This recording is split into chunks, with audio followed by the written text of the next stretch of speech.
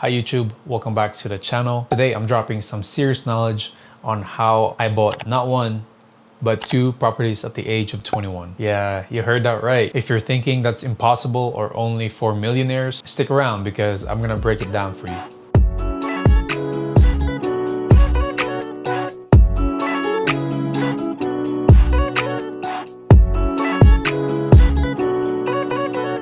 Now, I wasn't born with a silver spoon. No rich parents, no lottery wins, just strategy, hustle, and a little bit of risk taking. Just a quick introduction of my life. I grew up in the Philippines. During my time there, my mom was a nurse working at a hospital across from my school. And during this time, my dad was not around. He was in a boat in different countries working as an electrician. Now, growing up in the Philippines, it was either my mom or my dad staying back to look out for us because financially, it was hard for both parents to stay in the Philippines to make money. So most of the times, we'd have helper to take care of us because it was either my mom or my dad that was working. Imagine having a stranger to take care of 3 kids under 10 years old. And that was our situation with my older brother and my younger sister. We didn't really have a parent that was consistent, that was there with us all the time, and our neighborhood was not a good one. It was so bad that my older brother and I were stealing money for a pack of cigarettes. But fast forward to 2011, that's when we came to Canada and we reunited with my mom. I was clueless, I didn't know much in English. It was a culture shock for me for sure.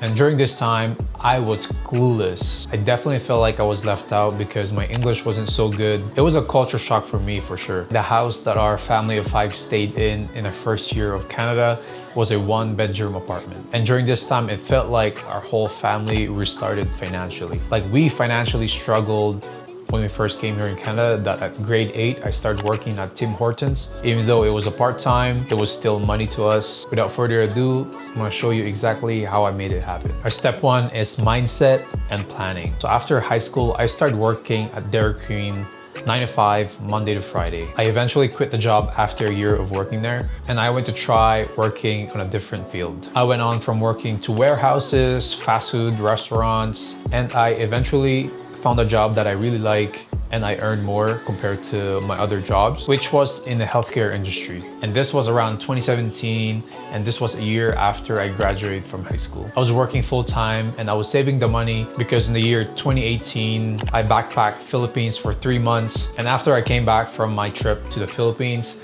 my bank account was $0. I went back and worked full-time again, knowing that I wanted to go back in 2019 to travel the Philippines again.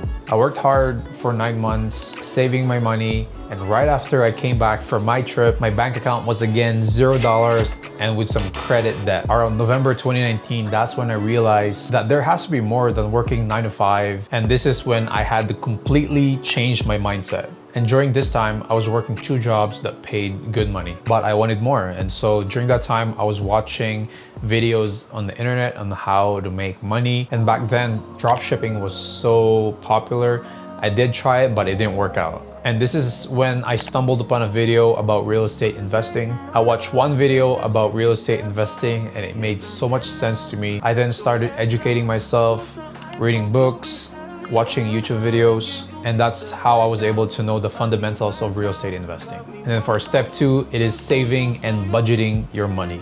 You have to save, save, save. You will not be able to buy a property if you're spending every paycheck on God knows what. During that time, I was living a frugal life. I cut out unnecessary expenses such as eating out. I skipped the latest gadgets. I also stopped shopping online. And yes, I sacrificed a lot of fun, but every dollar I saved was a step closer to my goal. I want to show you guys how much money I was making on my 2 jobs. And I was getting paid good money because I worked hard and I saved up almost 80% of my income. And next thing I know, I was able to save 15 grand in 5 months. Our step 3 is we're gonna get pre-approved. Now here is where it gets interesting. I had read the books, I had watched plenty of YouTube videos about real estate investing. I have a money saved up for a 5% down payment. Now you don't have to put 5% down on your first home unless you're doing a different strategy. But during this time, I only have the money for 5% down. I then looked around for mortgage brokers to get pre-approved. I didn't go directly to banks because mortgage brokers oversees all the banks and gives you better rates. And this is where a lot of people make mistakes. You don't get pre-approved and you're going out seeing houses with an agent, knowing that after you look at the house, you talk to your mortgage broker and ended up not getting the loan, you basically wasted everybody's time. I definitely suggest you get pre-approved first and then you can start shopping for houses. All right, step 4, finding the right properties. When it came to buy, I definitely wish I could have looked up more properties before buying, but during this time, this specific house, the numbers really made sense, and that's why I bought it right away. If I was to go back, I definitely would have picked a house that has less repairs. And when I did buy the house, I put up 7 grand to 8 grand for repairs, which was a lot of money back then. And so I learned my lessons, and if I was able to go back again, avoid buying houses that need repairs. Put that offer, man. Our step 5 is you gotta put that offer. During the time that I was gonna put an offer, it was nerve-wracking for me because just by thinking 5 months ago, I was a clueless kid and next thing I know, I'm buying a house. But when I educated myself, it definitely helped with the confidence during that time. And I was able to put an offer and get the deal done. And our step 6 is you just repeat the process. After 1 year of purchasing your first home, you are qualified to buy another property for 5% down. And during in between the first home I had, I was renting it out.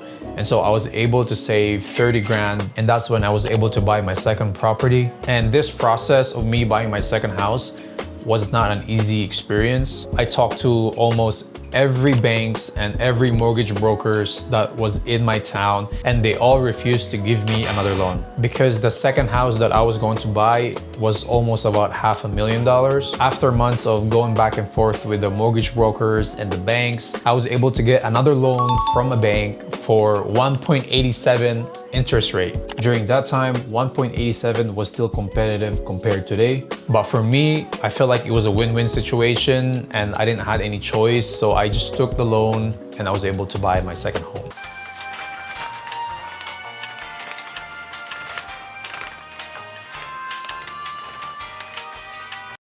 And to wrap up the video, this was not an easy experience for me. If I can do it, so can you. And it's all about mindset, planning, educating yourself, and taking the action. Drop a comment if you have questions. Don't forget to like, subscribe, because there are more videos coming your way.